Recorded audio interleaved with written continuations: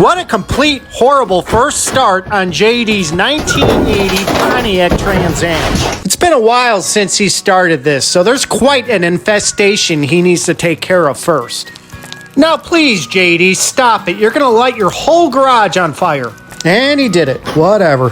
Can you please just stop messing around and fire this bad boy up? The people are impatient. All right, that wasn't too bad, but fire this thing up and give it some fuel. Yeah, I can totally see safety is not real big in the JD garage.